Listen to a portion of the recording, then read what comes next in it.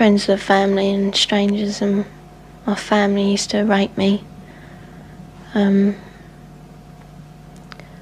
make me abort the babies I had. It would be hard to imagine more misery and suffering than what Teresa says she's had to endure. And us kids would be made to do things with the adults and the animals, and then a sacrifice would happen. The sacrifice, were these animal sacrifices? Animals and people. On what scale do you think this was happening? Enormous, far beyond what we've ever heard of here before. Teresa's mother, Bridget. You're talking about mass murder? Yes, on a scale that this country's never heard of before. Like the old people's homes now, only these are... For the first time, Teresa is learning what it's like to live with love instead of fear. Pretty though. In this quiet English village, with the help of her mother, she's slowly repairing her broken life. Teresa is now 15, but at the age of 2, she was left in the care of this woman, the grandma she called Nan. And that, she says, is when her torment started. Who was the leader? Who was the boss of the gang, of the cult? At home it was my Nan. Your Nan made you have sex with animals? Yeah. Like goats and donkeys. The story of Teresa is a story almost too horrible to recount. A case of child abuse that goes well beyond the kind of things we normally associate with the abuse of children. In 27 years of reporting, it has to be one of the most painful stories I have ever had to tell. How many men or how many people would have sex with you? What, at one time? Yes. About everyone who was there, which must have been about 20. You know, from 10 to 20 people. If it was a big ceremony, it used to be 30. What would your grandma be doing when these men were forcing themselves on you? Usually laughing. Or smiling. Or having sex with another man. Or other men. A chronicle of debauchery and depravity so horrific it's hard to believe. You have to ask yourself, could Teresa be just making it up? No. I know what's true and what's not. No, I know what I saw. Children don't make up elaborate lies that this would have to be if it was a lie, which I know it is not. It isn't. This couldn't be a terrible dream, a nightmare that you're reliving? No. It's no dream. It's a nightmare, but it's not one you can wake up from. It's there all the time. This really happened, you're quite sure of that? Yeah. The police don't think Teresa made up a story. Some of the cult members are to stand trial. 5 men have been charged with rape. As for Nan, the grandmother, she's 61 and lives in this council flat in South London. She's charged on 7 counts of aiding and abetting rape and 2 counts of performing abortions on Teresa. If you're finding this hard to believe, so did I at first. But then there are the medical reports, evidence of sustained sexual abuse. And there's this, a statement prepared for 60 Minutes by Teresa's psychiatrist. It says, "In my opinion, Teresa's account is not the product of a psychotic illness, nor the figment of a fertile imagination. I believe her to be telling the truth." I know what's true and what's not. We also took Teresa's story to this man, therapist Ray Wire. He reads a transcript of our interview and listens to her voice. It's no dream. Few people, if any, in Britain have counselled as many victims of satanic abuse or Satanists themselves as Ray Wire has. If there is an expert on satanic cults, it would have to be him. Do you believe Teresa's story? I believe Teresa's story. It's exactly the same story as I've heard from men who says they've done it. You've dealt with other cases like hers? Yes. 21 cases like hers, he says, in the past 2 years alone. Themes like they were put in boxes with spiders and worms, where they were trapped in fear, where there was a high use of excrement and urine, where there was talk of human sacrifice. Take just one of those rituals, putting children in boxes with spiders and worms. Now, listen to what Teresa told her mother. And they had a coffin-like box that children were put in with spiders and snakes and the lid shut and left in there. I would have come out deranged. I could not have coped with that mentally at all. You have evidence to back up stories like Teresa's, that this is really happening? Well, we have that age of child, 6, 5 and 4, giving information that ties up with Teresa. How do those children know? How do those children able to describe rituals, to talk about ceremonies, to talk about sacrificing animals? How do those children know? Nightmares, imagining it? You can't imagine those things at 3 and 4 years old, and you also don't have the evidence of anal sex abuse and oral sex abuse and all that other abuse that clearly those children have experienced and endured. During these ceremonies, was Satan, the devil, ever referred to? He was called Lucifer.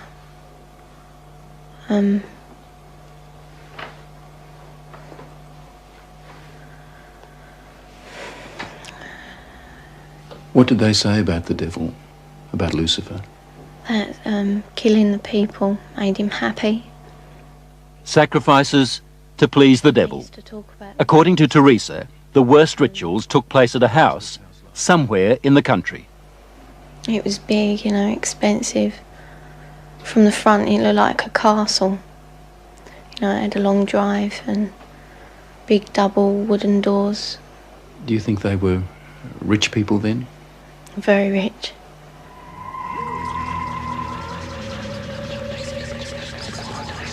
Now, where was this big house somewhere in the country? Teresa says she can't take the police there because the Satanists made sure she'd never know how to find it. Teresa was always drugged, or on a couple of occasions she says she was knocked out, so that she never fully knew the route. There was a tramp who was brought in once, and he was killed. He was cut from his throat down to his stomach, and they ate him, or bits of him. They killed a man at a ceremony? Yeah. In front of you? Yeah, in front of all of us. Did the tramp, did this man fight back? No, I think he was, drunk or something. He seemed really dopey. He was laughing a lot when he was brought in. And he started screaming when they began to cut. But after a while, he died.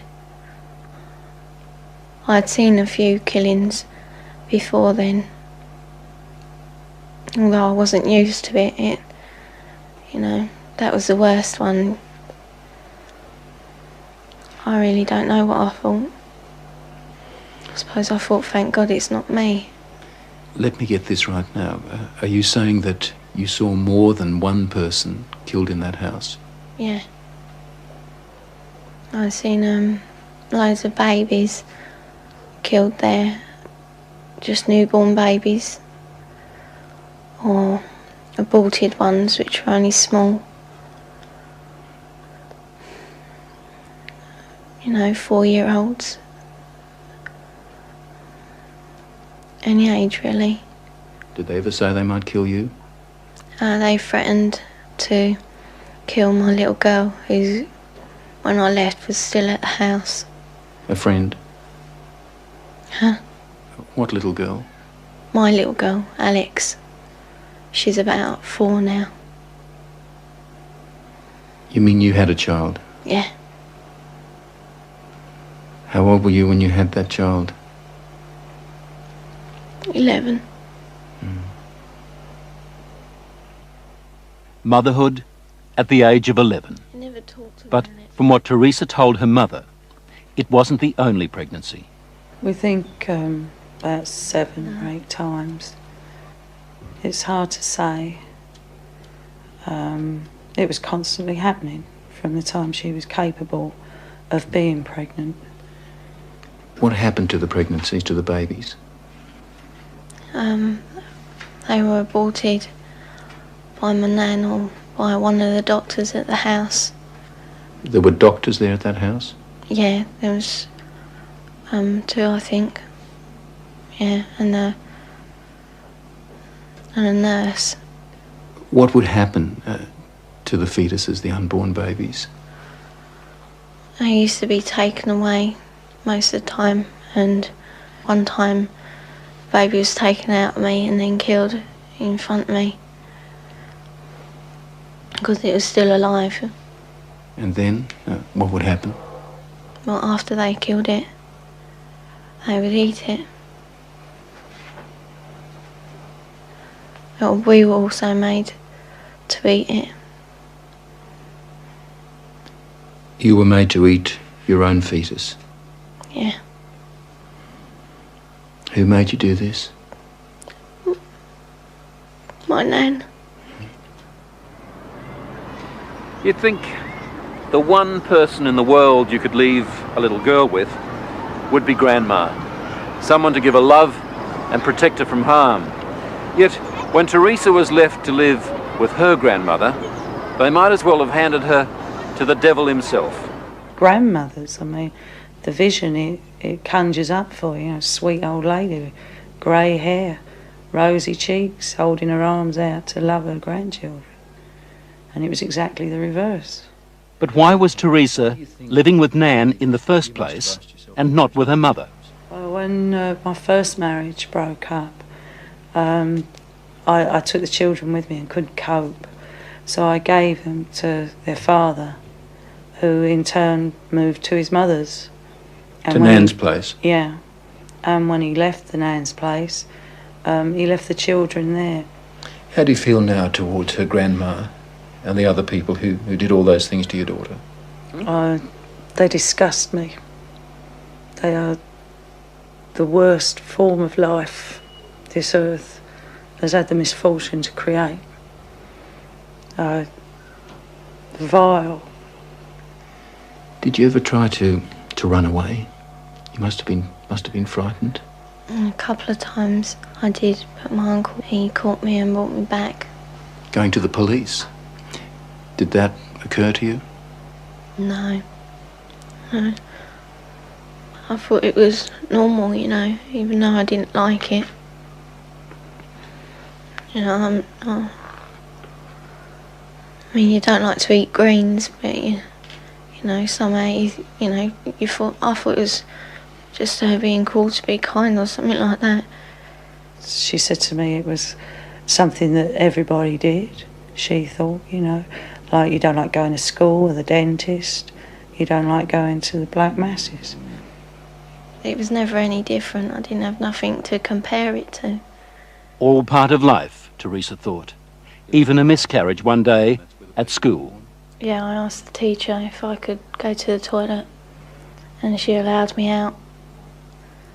I went into the toilet and the baby was in my knickers.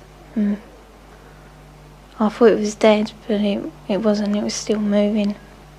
And yet no one at school knew? No. Saw anything? No. Or if they did, they didn't say. No, she was treated for a high temperature, fever, nothing more. What did she do with the baby? She kept her for a while because she was frightened that they'd use the child as part of the rituals. So she turned the pencil case into little coffin. Apparently she put roses in to make her smell sweet. Put a letter with her. Pictures of herself and her brother. A picture of me. And then I put it down the chute because I didn't want my nan to get it. As we said earlier, the police have already charged some members of the cult, and we know they're also investigating Teresa's accounts of those ritual killings. If there were as many she told us, then the Satanists had a problem. How did they get rid of the bodies? They had a tub, you know, pretty big, I don't know. A very big tub, and they used to put the bodies and bones in there. And it used to go like, you know, fizzy and that. And then there was nothing left. Or there didn't seem to be, but when they cleared it out, there used to be a sludge at the bottom.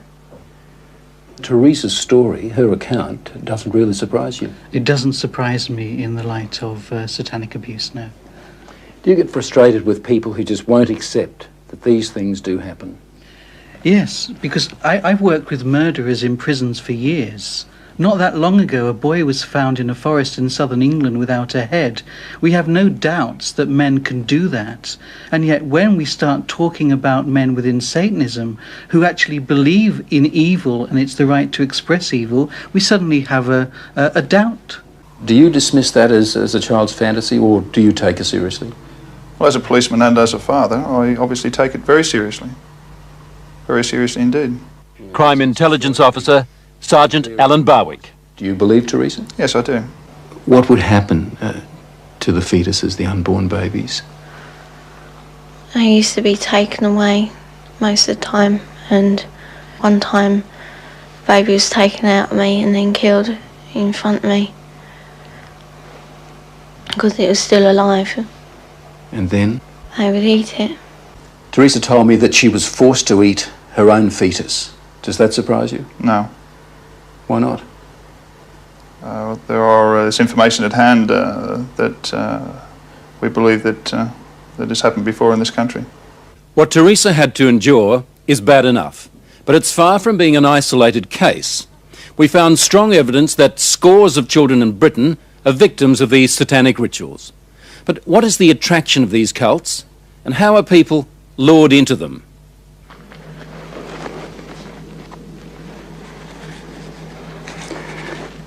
In nomine Nostri Satanis Luciferi Excelsis.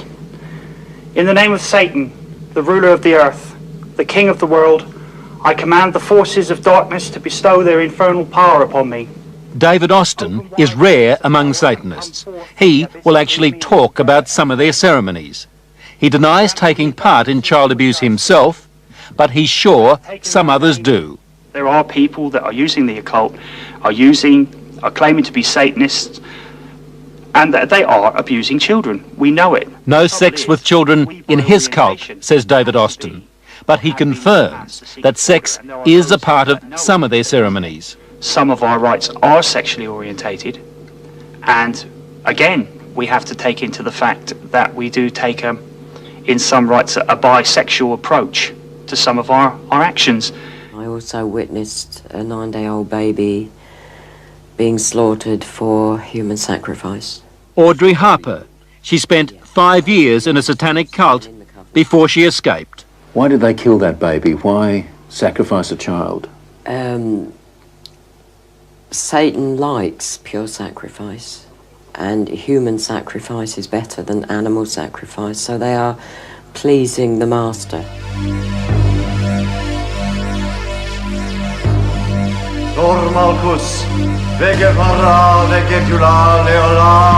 This is a sound that echoes down many a street in England today. It's not Satanism, but for some, it has been a stepping stone to devil worship.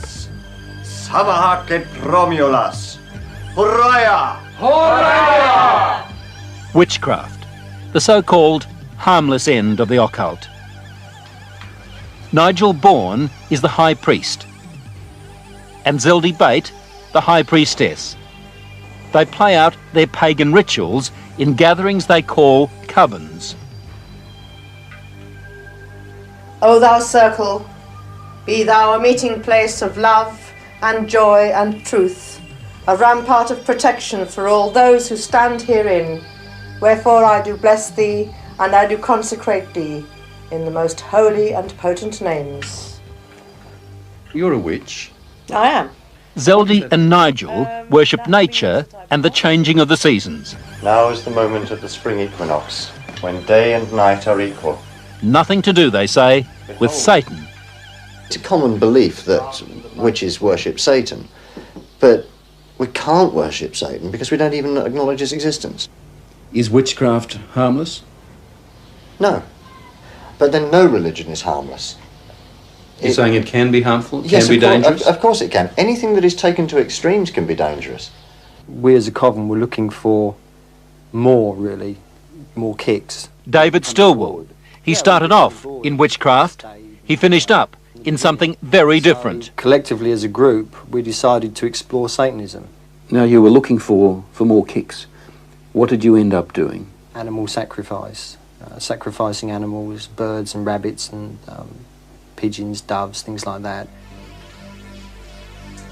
O thou incense, be thou a fit and sweet-smelling Getting sacrifice, bored with rituals like bringing this sweet odours turned unto the David nostrils Stillwell of and his gods, coven away from worshipping Mother Nature to worshipping the devil. He was heading towards the kind of depravity that we heard Teresa describe. Could you look up ahead and think to yourself, well, the next sacrifice might be a child? Yeah, it's always something that's at the back of your mind. While I was in this coven, we met people of other covens that purported to have taken part in child sacrifice. They used to burn witches in this country, and there are moves afoot in the British Parliament to have the worst forms of witchcraft outlawed again, especially the Satanists. But that's not so easily done. Witchcraft is just another religion here, and banning it opens the whole question of freedom of religion. Meanwhile, the signs are that Satanism is spreading its evil at an alarming rate. We've got to be aware of it. We don't know how big it is, but we've got to take it seriously. Ray Wire, the therapist we took Teresa's story to. Her case is bad enough, he says, but in sheer numbers, not the worst. The father had 10 children. He ritually sexually abused them in every way possible. Those 10 children were eventually taken into care. Those 10 children became adults, and between them they had 23 children. Subsequently, the grandfather, those 10 adults and now the 23 children were all involved in ritual abuse, and grandfather and those 10 adults sexually abused those children in every way possible in a satanic way. I wanted, I suppose, a bit of excitement, something slightly different, something that gave me an experience. Despite the harm suffered by children like Teresa, David Austin still defends Satanism. I don't call it dangerous. I don't say it's dangerous. Yes, it's like anything else. If you've got nitroglycerine in a hot kitchen, it's dangerous. If you start playing football with it, it's dangerous. As the athame is to the male, so the cup is to the female. To Nigel and Zeldy, this is a sacred ritual, a fertility rite. Forth the blessing. Most witches agree sex is an important part of their craft, but say it's only symbolic. Blessed be. Satanists also use sex in their rituals, but it goes far beyond symbolism. Take Audrey Harper's experience. The warlock, the master, just raped me. He's the high priest of the coven. Married to the devil, is that what it meant? That type of thing. Yes, only, you know, there's no ceremony. But the act of unity completes my initiation ceremony. I now belong mind, body and soul to Satan. Married to the devil, a consistent pattern it seems. Audrey when she was 22, Teresa when she was a little girl. They used to marry the kids to Lucifer.